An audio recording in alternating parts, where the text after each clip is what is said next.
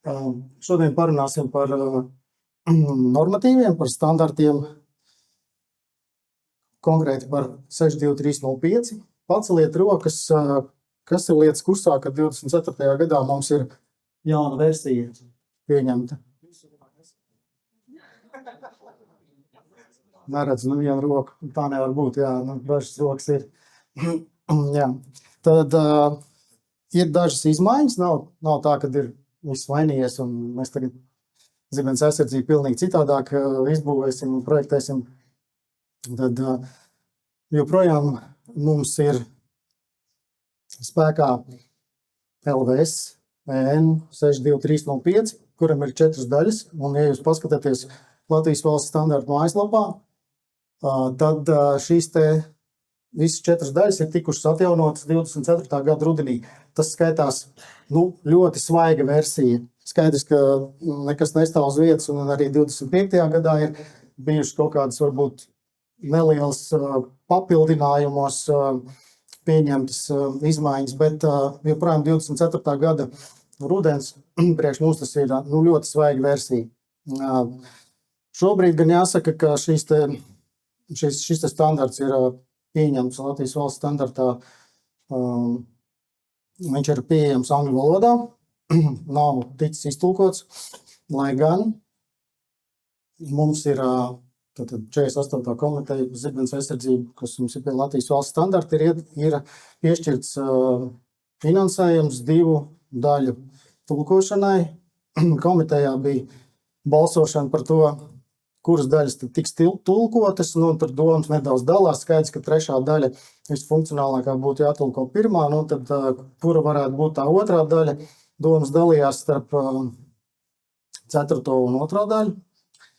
2. mums ir risku pārvaldība, un 4. mums ir par, varētu teikt, pārsteiguma aizsardzību. Un 1. daļa ir vispārīgie principi, kas apraksta fiziku zibens aizsardzībā. Bet šodien ir pagājis gads, kopš bija šī informācija par to, ka mums ir tas finansējums piešķirts, bet diemžēl joprojām Latvijas valsts standarta mājaslapā pieejams ir šīs te angļu valodā versijas, kas maksā, protams, kaut kādu naudu. Arī es esmu iegādājies, lai gan mums, darba procesā ir versija, kas ir darba procesa versija, kas ir ar ūdenzīmēm, kuru mēs varam lietot, bet nedrīkst nevienam tālāk dot. Tāpat tās, protams, ir arī ar šo te standartu, ko jūs iegādājaties. Tas ir jūsu lietošanā ar jūsu vārdu, uzvārdu vai ar jūsu uzņēmumu. Tad nedaudz, protams, man pārsteidz, ka tikai dažas rokas bija, kas pacēli, kas ir lietas kursā par to, ka šis standarts ticis atjaunots. Tad ar standarta atjaunošanu nodarbojās tāda organizācija kā Semeli, kas ir Eiropas standartizācijas komiteja. Latvija ir pārstāvēta šajā te organizācijā. No Latvijas ir 3 cilvēki, šobrīd tur figurē. Viesturs Zimāckis, mūsu brīnišķīgā koordinātora Lāsma Liepiņa no Latvijas valsts standarta, un arī es tur kaut kādā sakarā vēl esmu. 3 cilvēki mēs esam no Latvijas, no Igaunijas skatījos, vēl nesen bija 4, no Lietuvas nav neviena, tā kā nav tā, ka mēs būtu pēdējā vietā un slikti pārstāvēti. Pašā pie mums normatīvi, kas darbojās, tad pa zibens aizsardzību kaut kas vēl ir palicis 201. 15. būvnormatīvajā par būvu ugunsdrošību, bet, principā viss ir izņemts ārā, palikuši 4 punkti, un viss ir ticis pārcelts uz 265. 15. būvnormatīvu, kurš arī ir ticis atjaunots pagājušajā gadā. Par zibens aizsardzību gan mums nav jāuztraucās, tur nekas nav mainījies, jo tika atjaunots tātad sakarā ar noplūdes strāvas automātu lietošanu, jeb uzstādīšanu jaunbūvēs.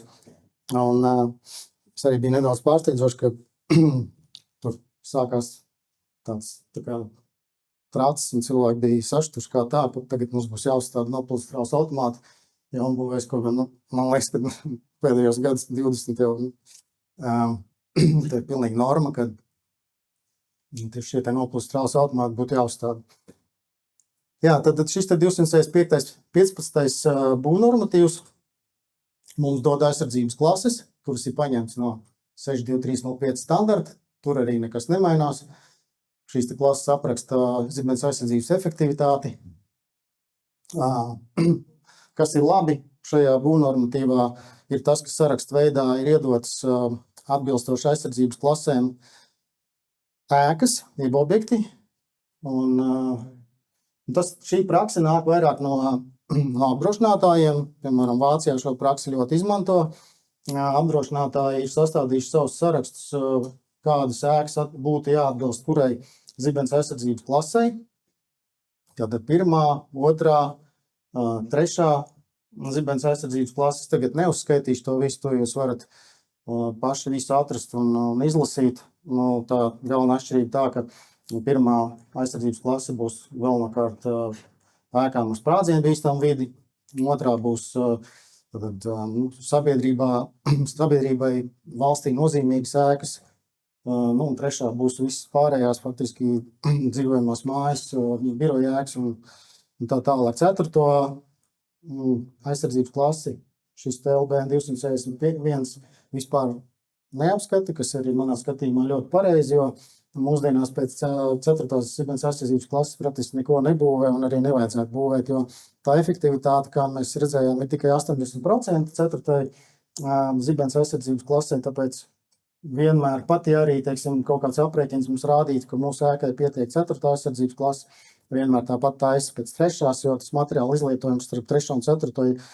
ir neliels, atšķirība neliela, un nav vērts labāk taisīt uzreiz pēc 3. un iegūt vismaz 90% šo efektivitāti nekā pēc 4. Tad, ko es gribēju šodien vairāk izcelt, ir tieši dažas izmaiņas, kas ir vai citādāks varbūt traktējums vai izmaiņas tieši 62305 standarta 3. daļā. Viens no tādiem, par ko es gribētu sākt, ir atdalītāja attāluma aprēķins. Tad es ceru, ka visi lietas kursā mēs jau daudzus gadus par šito runājam, vienmēr stāstam, ka visur un vienmēr šie atdalītāja attālumi būtu jārēķina un jāievēro. Tātad, kas līdz šim bija šī formula, kas ir šis atdalītāja attālums, separation distance, kas ir apzīmēts ar S, ir vienāds ar KI reiz KC dalīts KM reiz L, kur KI mums atbilst, ir atkarīgs no aizsardzības klases, KC ir atkarīgs no tā, cik ceļos strāva sadalās, zibens strāva, un KM atkarīgs no tā, kāds izolators ir starp mūsu novedēju un kaut kādu elektro iekārtu vai instalāciju šajā gadījumā šeit starp veidināšanas izvadu. Un mums ir uztvērējs un te ir izolēts balsts. Šis attālums ir svarīgs, lai es neuzstādītu šo te uztvērēju pārāk tuvu un zibens ejot lejā nepārlec uz manu metāla dūmeni vai ventilācijas izvadu un neaiziet tālāk iekšā ēkā. Tad līdz šim bija tikai KM koeficienti tikai 2. Bija vai nu vieninieks gadījumā, ja izolators mums ir gaiss, vai 0,5, ja šeit būtu cieta viela. Piemēram, mūra siena, kaut kāds, teiksim, cits izolators, un mēs rēķinām šo te atdalītāju attālumu sienas otrā pusē, vai var novidējās esošā zibens strāva izsist cauri sienai un, piemēram, sabojāt elektroinstalāciju iekšā ēkā. Tad tagad jau ilgi runāju par to, ka būtu vēlams ieviest arī citus koeficientus šiem izolatoriem, jo ikdienā mums parādās ļoti daudz dažādu citu materiālu izolācijas, dažādi fasādes elementi, dekoratīvi elementi, kas ir veidoti no polimēriem. Tātad jautājums ir, tas īsti nav cieta viela, tādā klasiskā izpratnē tas nav ķieģelis vai mūrs, un nav arī gaisa slānis izolators. Un, ja agrāk bija standartā teikts tā, ka šī te izolatora ražotājiem būtu jānosaka šis KM koeficients, tad praktiski praksē es to neredzu. Varbūt ir daži ražotāji, kas tiešām to uzrāda. Bet šobrīd ir vismaz parādījies standartā trešais koeficients, ir 0,7, ko mēs varētu pielietot, piemēram, šādām te izolētiem sānu balstiem ar garumu 0,5 vai vairāk, tad mēs jau varam rēķināt šajā formulā kā M ņemt 0,7, kas mums ļauj šo atdalītāju attālums tad mainīsies atkarībā no tā koeficienta. Tā ir tāda viena no būtiskajām izmaiņām šajā atdalītāju attāluma aprēķinā, kas ir jaunajā versijā un nebija iepriekšējā versijā. Un šajā sakarā es gribēju parādīt vienu pētījumu, kurš ir, tas gan ir Vācijā veidots pētījums, kur bija salīdzinātas dažādi populārākie organiskie izolācijas materiāli, siltumizolācijas materiāli, dažādas kokšķiedras, gan cietas plākšņu veida, gan beramas, gan celuloze. Celuloze arī pie mums diezgan daudz izmanto, beramos siltina jumtus un tā tālāk. Šeit nebija šajā pētījumā akmens vata, nebija stikla vata, kas nav organiskas vielas, bet tad bija korķis, aitas vilna un tādas kaņepes pat bija. Un tika veikti 2 testi. Viens bija ar ilgstošu izslēgumu strāvu, līdzstrāvu 400 ampēri, apmēram pussekundi, 1 sekunde, un tika izmantota jumta seguma plāksne, 0,8 mm biezs tātad vara, jeb kapara jumta segums, un apakšā tātad siltinājums, viens no tika mainīts šie siltinājuma paraugi, gan beramā veidā, gan plākšņu veidā, un skatījās šo iedarbību.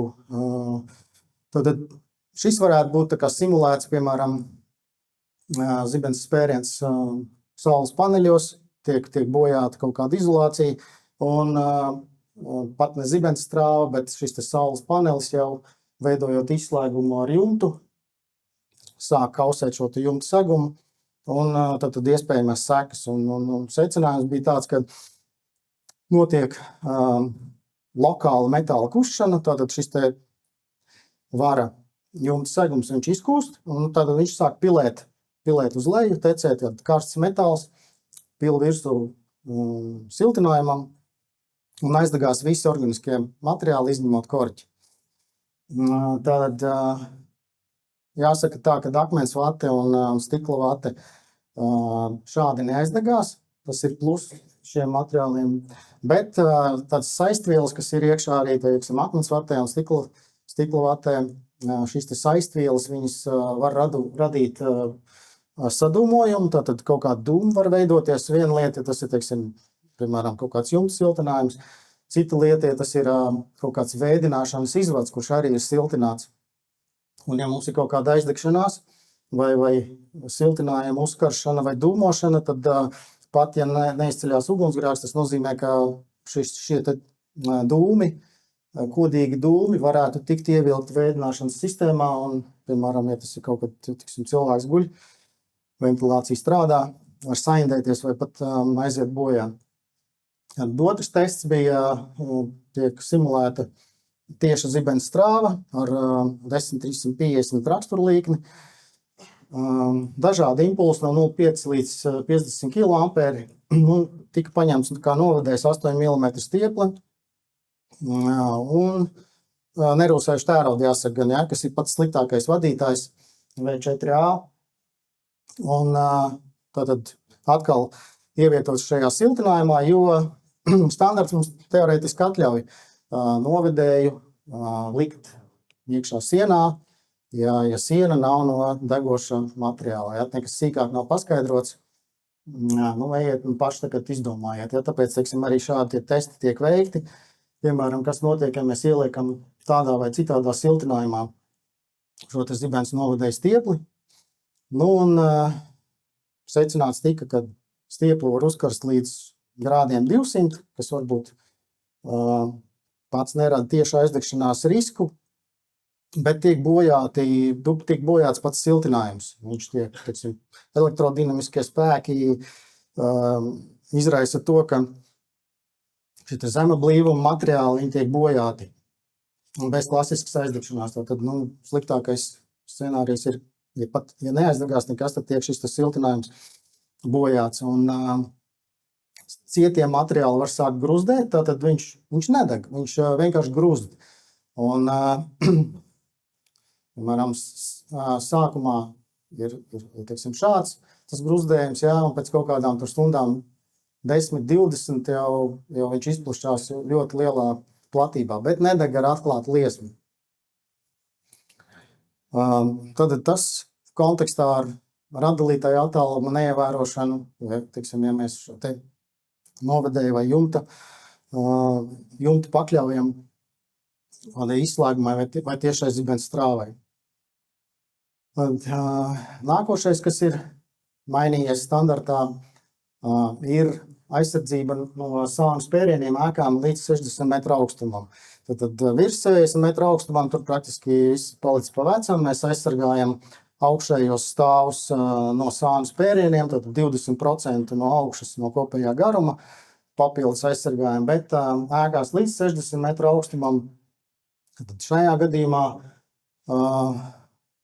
veidojās aizsarga leņķis, šeit 15 grādi no ēkas augšējā stūra. Visticamāk, tad mums stāv kaut kāds zibens uztvērējs vai tīkls, jā, tad šeit veidojās šis te aizsarga leņķis. Savukārt šīs te zonas platums, šīs te aizsargātās zonas platums ir vienāds ar lodes rādiusu dalīts uz 10. Tātad lodes rādius šajā gadījumā, ja man ir 60 metru ēka un 4. aizsardzības klase, tad lodes rādius sakrīt man ar ēkas augstumu, bet pieņemsim, ir cits scenārijs, jā, tad šeit ir 4. klase, lodes rādius 60 metri un 60 metru ēka, praktiski tā zona sakrīt man, bet kas notiek, ja, teiksim, es apskatu 3. aizsardzības klasi, rādījus ir 45 metri, tā lode tātad beidzās šeit. Tad agrāk mums bija tā, ka augšā virs šīs te zonas nebija nekādas aizsargāta zona. Tad tagad mēs viņu nosakam tā, ka no augšas 15 grādi veido aizsarga leņķi, bet šis te platums tai zonai vienāds ar lodes rādījus dalīts uz 10. Tātad 3. aizsardzības klasē 45 metri dalam uz 10. Šis te platums aizsargātā zona šeit veidojās 4,5 metri, un te 15 grādu leņķis. Tāda veidojas tā aizsardzības zona. Ja mums tajā, piemēram, kaut kādi balkoni atrodās šajā zonā, vai kāds ir uzstādījis siltumsūknes sienas, vai satelīta antenas stāv, tad tiek uzskatīts, ka nekas papildus nav jādara. Ja? Agrāk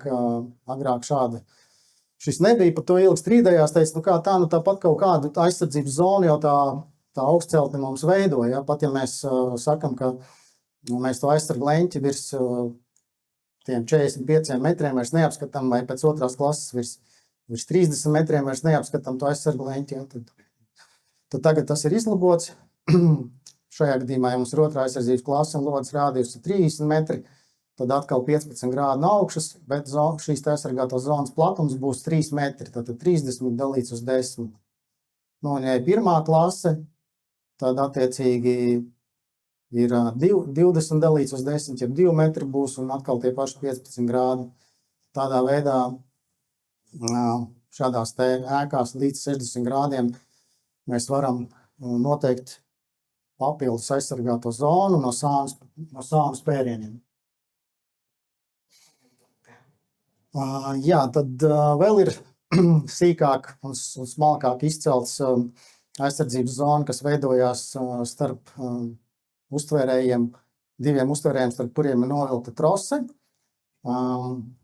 Speciāli vēl ir tāds atgādinājums, ka jāņem vērā ir temperatūra, āra temperatūra. Tad, ja mēs, piemēram, šo te trosi novilksim kaut kad, piemēram, ziemā vai rudenī augstā laikā, tad jāņem vērā, ka vasarā metāls uzsils, viņa tā kā paliks vaļīgāk tā trose, nosēdīsies zemāk, attiecīgi šī te aizsardzības zona samazināsies. Tādas nianses, kuras būtu jāņem vērā. Un ir arī iedot formulē, kā mēs varam izrēķināt šo te aizsargāto zonu uz zemes, galvenokārt jau šo te rādījusu. Tie, kas zina ģeometriju un trigonometriju, es domāju, tāpat tās to visu varēja izrēķināt, bet šobrīd ir vienkārši pateikts, ka uztvērēja augstums reiz tangenses no aizsarga leņķa. Ja. Savukārt aizsarga leņķi mēs varam nolasīt no tabulām. Tas ir mainīgs katrai aizsardzības klasei un uztvērēja augstumam. Ja mēs to zinām, varam izrēķināt šo te aizsardzības zonu uz zemes. Tad, speciāli izcelts jaunajā versijā tas, kad jāpievērš uzmanību šai te troses izstiepšanās un saraušanās problēmai. Un arī ir iedots aizsardzības zonas noteikšanas aprēķins dažādam plaknes augstumam. Ja, tad, piemēram, kāda ir aizsardzības zona šeit lejā un kāda ir aizsardzības zona, piemēram, šajā augstumā. Ja, tad ņemam augstumu starpību un atkal reizinam ar šo tangenses alfa. Ja mums jānosaka ir kaut kāda, teiksim, plakne, tad varam izrēķināt atkal šo te aizsargāto zonu noteikti augstumā, kas iepriekšējā versijā pat nebija tik sīki un smalki aprakstīta. Bet atkal, es domāju, ja jūs strādājat, projektējat ģeometriju, trigonometriju, ir zinām, es domāju, ka tur nekādas problēmas arī agrāk nebija. Tālāk pār zibens novadējiem. Attālums starp zibens novadējiem saglabājās, paliek tie paši 10, 15, 20 metri. Kas ir mainījies? Ir mainījies tas, ka, ja šos attālums nevar ievērot, tad pieļaujama novirze starp novadējiem 25% robežās. Agrāk bija 20% robežās, tagad ir 25% robežās. Tā ir tā būtiskā izmaiņa. Tad, piemēram, jums bija agrāk, piemēram, 10 metri starp novadējiem, un īsti tā nevarēja uzlikt viņus, jā, tad varēja, teiksim, 8 līdz 12 metru robežās šos te novadējus bīdīt. Tagad ir, teiksim, 12, no 7,5 līdz 12,5. Mēs varam to novadēju bīdīt uz vienu uz otru pusi, atrast viņam, teiksim, optimālu vietu, lai nav pie logiem, lai nav pie durvīm. Protams, ja nav iespējas arī tad šos te zibens novadējus izvietot, tad galvenais ir saglabāt viņu skaitu un attiecīgi izvietot uz citām fasādēm, bet skaits nedrīkst mainīties iepriekš aprēķinātais. Tad tīkla rūts, tīkla metode, šeit arī ir nelielas izmaiņas, drīzāk ne izmaiņas, bet papildinājumi. Tad mēs zinām, ka mums ir, piemēram, pēc 3. aizsardzības klases tīkla rūts izmērs ir 15 x 15 metri. Un šis izmērs iepriekš nedrīkstēja tikt pārsniegts. Ja? Praksē, protams, tie izmēri un tā ģeometrija ēkām ir katrai savādāk, varbūt nevienmēr ir pareizi un ideāli šos 15 uz 15 izveidot, tāpēc šobrīd ir tāds tā kā papildinājums. Normās ierakstīts, ka šo tīkla rūts izmēriem ir pieļaujama novirs 25% robežās, kamēr netiek pārsniegts tipiskā rūts izmēra perimetrs. Tas nozīmē, ko? Kad, ja mums, piemēram, ir tipiski 15 uz 15 metri, tad perimetrs sanāk 60 metri. Ja? Kamēr šis te perimetrs mums saglabājās, mēs varam šo te tīklu pavirzīt, teiksim, pa labi, pa kreisi, uz augšu, uz leju. Galvenais ir saglabāt šos te 60 metrus pēc 3. aizsardzības klases. Tad šajā gadījumā 12 metri starp garanajiem nolaidumiem, ja, un 18 metri ir garums pašam šim te laidumam. Pēc iepriekšējās prakses man būtu tātad vajadzīgs jau kaut kur šeit 15 metros dalīt vēl vienu laist šķērsām vadītāju. Tātad šobrīd ir tā, ka 12 plus 18, un tas mums ir 30, vēl pa šo pusi, un šeit tie paši 12 un 18 sanāk tie paši 60 metri. Tātad šī konfigurācija man joprojām der un atbilst standartam. Es nepārsniedzu šo te perimetru. Ja man būs, piemēram, 10 uz 10, tad perimetrs būs 40 metri, attiecīgi es šos te šo te tīkla rūti var bīdīt tādās robežās, 25% robežās, saglabājot šo te perimetru. Tā ir tā būtiskā atšķirība, kas ir šobrīd ierakstīta normatīvā. Manuprāt, diezgan labi, jo, kā jūs teicu, tīri ģeometriski pēc ēkas izmēriem, nevienmēr tu vari uzbūvēt un uztaisīt tos 15 uz 15 metrus vai 10 uz 10. Tīri tā, lai, teiksim, simetriski sanāktu, lai arī tas arī, teiksim, šāds variants ļaut iekonomēt arī materiālu izlietojumu. Un tad vēl ir viena tāda interesanta lieta, kas ir jumtiem ar slīpumu, kas ir lielāks par 1:10, tātad jumta koras augstums pret jumta platumu. Var veidot paralēlus vadus, garākus paralēlus vadus tīkla vietā, lai novērstu bojājums, ko rada sniega noslīdēšana. Tieši tā arī ir ierakstīts sniega noslīdēšana. Laikam ir domājuši par mūsu platuma grādiem vairāk. Tas pie mums ir diezgan izteikti, ja, kad līdz ko ir tīkla metoda uz līdzeniem jumtiem, slīpiem līdzeniem jumtiem, tā parasti pavasaros pēc katrā pavasarī vai katrā atkusnī vienmēr kaut ko norauj nost, jo tas sniegs tur atkūst, viņš sasalst, ieķerās tajos horizontālajos, perpendikulāri jumta korei, paralēli jumta korei taisītajos tīkla rūtas vados un, protams, norauj to visu lejā. Ja. Tad tagad it kā ir tā ierakstīts, kad, lai no tā izvairītos, mēs varam galvenais šos te paralēlos vadus atbilstoši šim te tīkla izmēram, varam pēc 3. klases veidot 15 metru attālumā.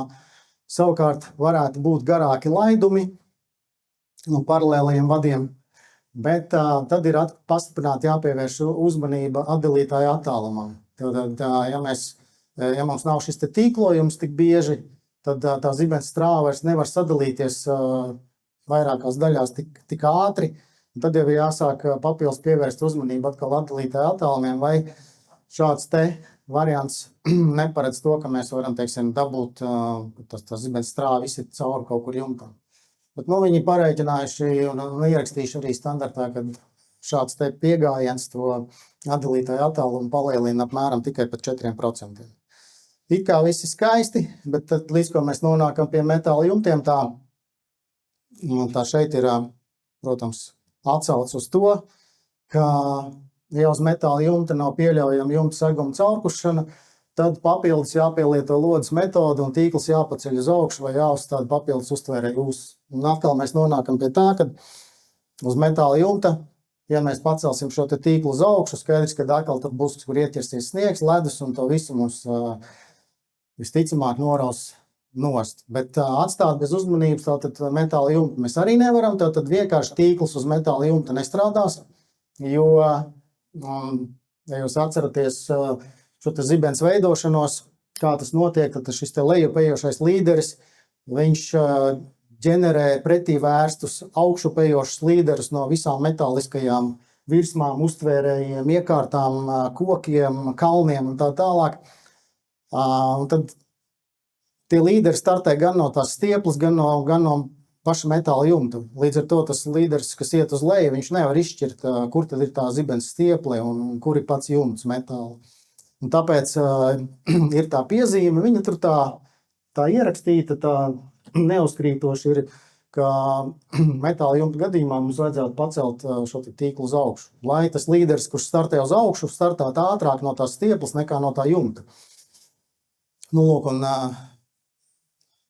mūsu platuma grādos tas īsti nestrādā pacelt tīklu uz augšu, tad mēs vienkārši, tā teikt, sakam sniegam un ledam, ok, reku ir, rauj tikai nost, jā, tad tas, ko pie mums parasti dara, ir veidot tādas saucamās ūsas, stiprina viņas uz stieples un taisa tikai šos te garanos laidumus no jumta koras uz leju, bet netaisa tad paralēlos laidumus jumta korei. Un tas varētu izskatīties šādi, stiprinām vienkārši pie tās stieples ūsiņu, Ūsiņas garums ir atkarīgs no attāluma starp šīm te ūsām. To jau mēs arī esam jau nevienreiz apskatījuši. Tas varētu izskatīties arī šādi uz metāla jumtiem. Tās ūsas ir izvietotas šajā gadījumā kvadrātos 5 uz 5, tad pa diagonāli ir apmēram 7 metri. Nu, un tā zibens lode pēc 3. klases iesēžās apmēram pa 14 centimetriem. Tad 15 centimetru ūsiņu pilnīgi mums pietiek šādos kvadrātos. Un, ja mēs izmantojam zibens strāvu vadīt spējīgas pievienojumu klēmes ar atbilstošu kontaktu laukumu, tad mēs varam izmantot arī pašu šo te skārda jumtu kā zibens novadēju, kā vadītāju. Pie nosacījuma, ja viņš biezums atbilst 0,5 mm vai vairāk. Tad pats zibens iespartajā ūsiņā. Zibens lodi nodrošina to, ka tas līderis uz augšu startē no tās ūsas ātrāk nekā no tā metāla jumta, līdz ar to zibens ar vislielāko varbūtību iespars tajā ūsā. Tas nozīmē, ka tā ūsiņa neizkusīs, tur nekas nepilēs, un tālāk jau pats jumts var strādāt kā novedējs. Šie te dziļumi, cik dziļi šī zibens lode iesēžās starp diviem uztvērējiem, sen jau ir izrēķināti, un šis te tabuls ir visiem pieejams. Tad es jau minēju, piemēram, ja te man ir, teiksim, ūsiņi šeit un šeit, tas ir 5 x 5 metri, pa diagonāli būs 7, skatos tālāko, ja, tad lūk šeit pēc 3. klases lode iegulsies pēc 14 centimetriem. Tad, ja šī ūsa ir 15 centimetri, tad praktiski viss ir kārtībā. Ja? Nu, tad arī šajā gadījumā, ja man šis te tīkls ir, ja es uzstāvu tās ūsas, piemēram, 5 un 5 kvadrātos, ja, tad man pietikt ar 15 centimetri. Bet visbiežāk, protams, ka šo te tīklu mēs veidojam nevis 5 uz 5, tas būtu 1. klasē, bet 3. klasē mēs veidojam 15 metri ir attālums. Ja, tad, ja es gribu uzstādīt šīs te ūsas uz tādu tīkla, tad man jau būs šis te attālums. Kur mums te palikā?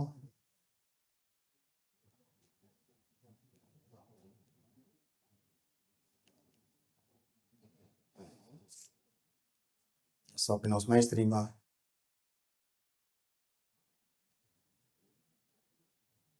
Jā, tātad man pa diagonāli jau tur sanāks kaut kāda 18-19 metri. Un reāli man tās ūsas tajā vietā vajadzēs 90 centimetru vai pat metrs. Jā. Tur jau jāsāk rēķināt, kas ir izdevīgāk.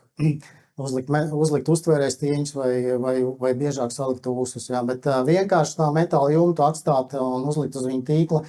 Uz viņu tīklu mēs nevaram, jo standarts paredz, kad ir jāveic papildus pasākumi, jāpārbauda ir lodes metode. Un visbiežāk, protams, ka tā lode sēžās iekšā tajā metāla jumtā. Tad tas uz nemetāla jumta tā nav problēma, jo tas augšupējošais līderis, viņš startē no tās stieples, un lejupējošais līderis no mākoņa, kas nāk, viņš uzreiz saprot, ka okay, tur ir metāls, tur ir kaut kāds, teiksim, jumtam bitumens vai dakstiņš, un tas spēriens ir tajā metāla stieplē. Bet uz metāla jumta tur viss ir, teiksim, metāla virsma liela, un visur startē tie līderi, un tāpēc vajag to zibens uztvērēju tīklu vai tās ūsas pacelt augstāk.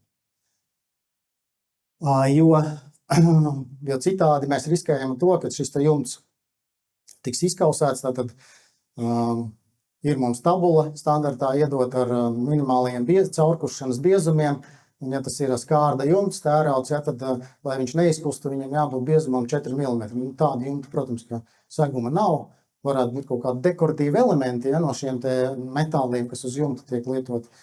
Bet tad izkausēt 4 mm bez problēmām. Ja. Savukārt, kā vadītājs, tas jumts drīkst strādāt, ja tas biezums ir 0,5 mm vai vairāk. Nu, un kas ir jauns, ka jaunajā versijā, 24. gada versijā ir iedota šāda tabula, kas nebija iepriekš. Tas ir temperatūras pieaugums, kelvinos temperatūras pieaugums, iesparot, teiksim, zibens spēriens, piemēram, kaut kādā dabīgā materiālā vai arī, piemēram, jumta plāksnē uz jumta. Tad, piemēram, skatāmies vara plāksnī 3 mm biezu. Tas temperatūras pieaugums ir 1050 kelvini. vasarā jau tas jumts ir uzsilis saulē uz kaut kādiem, tur nezinu, 70, 80 varbūt grādiem, ja, iespar zibens, un šī tabula parāda, cik ātri šī temperatūra tiks pārnesta no šīs vara plāksnes vai cita metāla plāksnes vienas puses, kur iespar tas zibens uz otru pusi, un otrā pusē, teiksim, mums ir kaut kāds varbūt jumta latojums vai kaut kāds siltinājums vai kaut kas cits.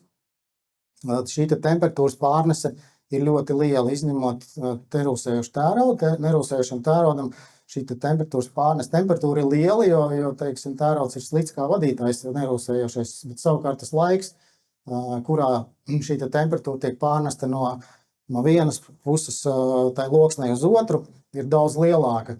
Un tāpēc šādam nerūsējušam tēraudam ir priekšrocība, piemēram, kaut kādās cisternās vai caurulēs, kurās iekšā atrodas kaut kāda, teiksim, degoša šķidruma vai kaut kas tāds.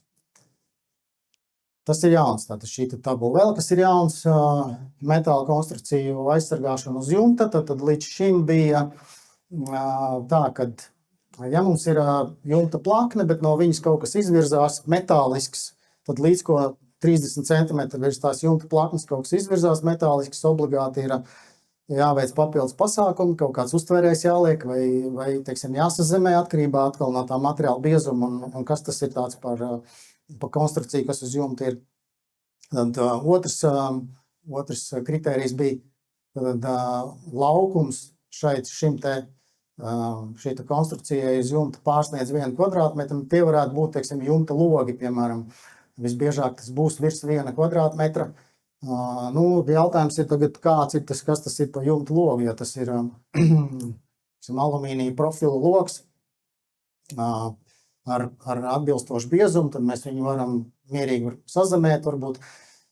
Ja tas ir kaut kāds plāns skārts, tad, ja mēs tikai viņu sazemēsim, tad jārēķinās ar to, ka tie tur iespars zibens atkal viņš tiks izkausēts. Tad trešais kritērijs bija, ja garums pārsniedz 2 metri, tad, piemēram, ja kur sniega barjera, kur būtu garāk par 2 metri, viņa automātiski ir jāsazemē, jāiekļauj tad kopējā zibens uztvērēja kontūrā. Un tas, kas ir jauns parādījies, ir tas, kad metāla konstrukcijas uz jumta, kas atrodas 1 metra attālumā no jumta koras vai jumta malas, neatkarīgi no garuma vai no laukuma, arī ir jāskatās, ko viņām darīt, vai jāsazemē, vai jāparedz papildus uztvērēji. Šis ir jauns parādījies. Tātad ārējo zibens aizsardzību mēs varam izveidot vairākos pareizos veidos.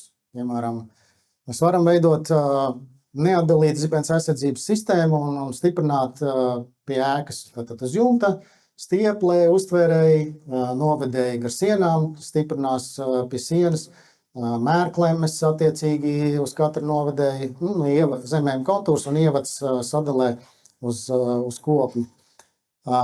Viss ir ļoti labi, viss ir redzams vizuāli, viss ir izsekojams. Cits variants, tad mēs varam šos te novedējus, atkal mums ir uztvērēji novedējus, varam likt montēt iekšā sienās. Atkal, teiksim, ja siena ir kā standartā teiks, no nedegoša materiāla, ja sīkāk nav paskaidrots, kas ar to ir domāts, ja, tad tur ir jāizvērtē atkal visi aspekti. Arī tāds variants varētu būt pareizs. Varam izmantot stiegrojumu, armējumu, pie armējuma tad ieliekam tērauda stieplī vai tērauda lentu, stiprinām pie armējuma ik pēc 2 metriem ar pareizu klemmi, kas nodrošina zibens strautu, tad vadītspējīgu klemmi. Nevis vienkārši ar drātītēm, kā satina armatūra, ja, tas mums nedara, ir vajadzīgs speciāli klemmi, arī, teiksim, pareizs variants. Varam taisīt izolētu zibens aizsardzību, kā tagad daudzos projektos taisa ar šīm te izolētajiem augstsprieguma novedējiem, atkal izveidojam uztvērēju sistēmu uz jumtu, taisam šos te novedējus, mērklemes, zemējums, ievads sadalē. Varam taisīt, izmantojot arī atdalītu jeb izolētu zibens aizsardzības sistēmu, izmantojot šīs te izolētos sānu balstus, jeb traverses. Arī uzliekam, varam uz jumtu uzlikt, varam, teiksim, novedējiem salikt, tad panākam to, ka zibens strāva ir atdalīta no ēkas pilnībā. Varam kombinēt, varam piemēram, teiksim, uz jumta izveidot izolētu zibens aizsardzības sistēmu uz šiem te balstiem izolētiem, bet novedējs taisīt neizolēts, teiksim, tā būs daļēji atdalīta zibens aizsardzības sistēma. Arī pareizi. Tad varam izbūvēt zibens aizsardzību pareizi vairākos veidos. Tad izmantojot šīs te sānu balstu traverses, piemēram, atdalīta zibens aizsardzību izvietot, ir savi plusi. Jā, tad plusi kāds? Mēs redzam, vai šis te sānu balsts ir bojāts vai nav bojāts. Tātad uzreiz uz aci tu vari novērtēt, tad atdalītāja attālums ir saglabājies vai nav saglabājies. Tad ļoti viegli to ir redzēt. Varbūt izskatās nepārāk, varbūt estētiski, bet industriālos objektos es domāju, ka tā nav baigā problēma. Tad uzreiz es redzu, nekas tur nav bojāts. Man pat īsti nevajag neko baigi tur apsekot, jā, es redzu. Tad visas traverses, visas sānu balsti ir vietā, nekas nav izkustējies, nav nolūzis, uztvērēji visi stāv, novedēji ir, tad atdalītāja attālums ir ievērots.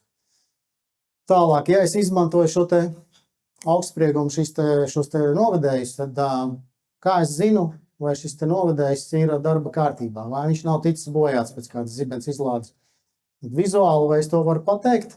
Nevaru. Pilnībā nevaru, neapsakojot, ja arī tad, ja man paveicās, es varu atrast varbūt kaut kādu vietu. Tad arī šeit, piemēram, te vispār, teiksim, novedējs ir sienā iekšā. Es viņu neredzu, es nevaru pateikt, vai šis te augstsprieguma novedējs ir darba kārtībā vai nav. Vai mans atdalītāja attālums nav, tātad vai atdalītāja attālums saglabājās vai nē. Arī, piemēram, šādam te skatu tornim, ja, kas varētu būt arī svarīgi, piemēram, no apmeklētāju veselības un dzīvības rakursa skatoties, ja, tad kādā stadijā atrodas šie novedēji. Es to nevaru pateikt uz aci. Bet bojājumi šad un tad mēs redzam viņus, parasti tas nav paša izstrādājuma vaina, bet gan nepareizā vai nu montāža, vai tiek pārsniegt maksimāli pieļaujamie garumi, par ko bieži vien aizmirst. Tātad katrs ražotājs savam konkrētam izstrādājumam ir uzrādījis maksimāli pieļaujamo garumu vienam novedējam. Un tad šajā gadījumā visticamāk tā arī varētu būt bijusi tā problēma, jo izskatās ļoti augsts tornis un, ja, teiksim, ir tikai viens novedējs, tad skaidrs, ka šis te maksimāli pieļaujamais garums tiek pārsniegts. Pareizi būtu bijis tā, ka te ir, piemēram, 2 vai pat 3 paralēli, ja, kas sadala šo zibens strāvu vairākos novedējos. Un tādējādi netiek bojāts šis te novedējs. Lūk, ar to, ko es gribēju pateikt, to, ka šīs te sistēmas augstspriegums šos te novedējus ir iespējams pārbaudīt. Kaut kā neesmu dzirdējis, pēdējos gados diezgan daudz viņas tiek uzstādītas, bet man liekas, ka tiek uzstādīts un tā arī par to visu aizmirst. Es viņu nevaru vizuāli pateikt, kādā tas ir stadijā, kas tur, vai tur kaut kas ir noticis vai nav noticis. Bet es varu veikt testu. Tad katrs ražotājs, es domāju, vismaz vācu ražotājiem to nav problēma, viņi visi izstrādājuši savas metodikas, kā šos te izolētos augstsprieguma novedējus testēt. Tur atšķirās katram savu metodiku, bet teiksim, doma ir viena. Tad pārbaudīt šī te augstsprieguma novedēja izolāciju, vai viņš kaut kur jau nav pārsists. Ja. Šajā gadījumā, ja mēs runājam par propsteru šiem te novedējiem, tad viņam ir iebūvēts ārējais ekrāns, un šo ekrānu, principā viņam ir 4 funkcijas. Viena funkcija ir potenciāla izlīdzināšana, otra ir daļēji elektromagnētiskās induktivitātes kontrole, trešā tātad funkcija ir kā reizi izmantot viņu, lai varētu testēt un pārbaudīt izolācijas stāvokli. Ceturto es īstenībā neatceros. Labi, nav tik svarīgi. Tad ir Ir mēraparāti, ir speciāls algoritms, kā tas viss tiek darīts. Tad faktiski to dara atvienojot šo te apakšējo uzmavu, atskrūvējot, atvienojot, nu, un tad seko konkrētajam algoritmam. Principā tiek testēts ar augstspriegumu. Tātad šī iekārta nebūs parasts multimetrs, bet būs vajadzīga kaut kāda nopietnāka iekārta, 10 līdz 15 kV spriegumu. Mēs varam pārbaudīt, konkrētu lokālu defektu vietu varam atrast un nomainīt tikai vajadzīgo posmu. Piemēram, ja tas ir sazarots posms, tā kā, teiksim, šeit ir viens novadējs, tad ir uztvērējs, tālāk iet vēl viens izolēts novadējs, atkal uztvērējs, tālāk iet nākošais. Ja.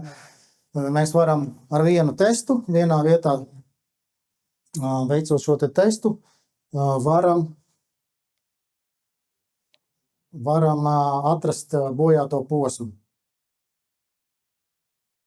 Jā, nu un tad es, protams, nerādīšu tagad baigi to video, bet ir tā, ka ir izstrādāts arī, tiksim, video, kā tas viss notiek. Pamācība ir tā kā instrukcijas veidā, ir arī video veidā, var YouTube apskatīties vai, tiksim, SLO mājaslapā,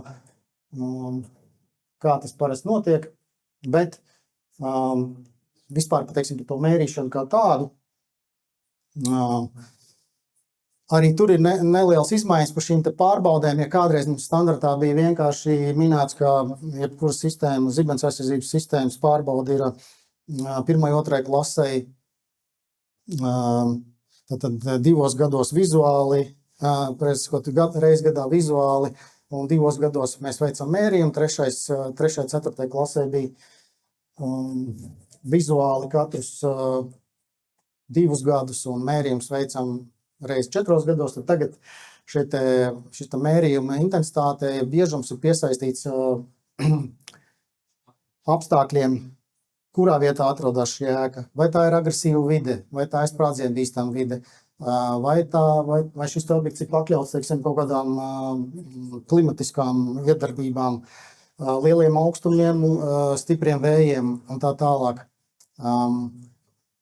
Ir nedaudz izmainīts šis traktējums. Faktiski sanāk tā, ka būtu šīs sistēmas jānovērtē vizuāli reizi gadā un mērījumi jāveic reizi 3 gados. Nu, tur apmēram, teiksim, tāds varētu būt tas periodiskums. Nu, un tad, protams, mums ir arī 238 noteikumi mūsu pašu, kuros ir teikts, ka zibens aizsardzība jāpārbauda reizi 10 gados, kas, manuprāt, ir pilnīgs nonsens. Ja, kas pēc 10 gadiem ir sevišķi, kas notiek ar šādām te augstsprieguma novedējiem. Ja nav veikta nekāda pārbauda, nekāda mērījuma, tad neviens nevar pateikt, kādā stadijā ir šī sistēma. Nu tā. Tas arī man šodien viss. Ja kādam interesē mani kontakti, var mēģināt noskanēt šo te QR kodu, bet, principā, es būšu stendā šeit izstādē vēl līdz dienas beigām. Tā kā, ja kādam ir kaut kas jautājums vai komentējums, tad droši.